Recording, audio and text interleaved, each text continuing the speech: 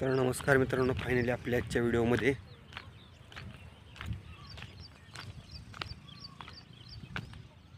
मित्रांनो तुम्हाला सांगितल्याप्रमाणे मी मागच्या एका ब्लॉगमध्ये तुम्हाला सांगितलेलं पावसाचं वातावरण झालं आणि पावसाचं प्रमाण आभाळ आलं, त्यामुळे फायनली जे आहे ते आज रात्री पाऊस पडलेला आहे.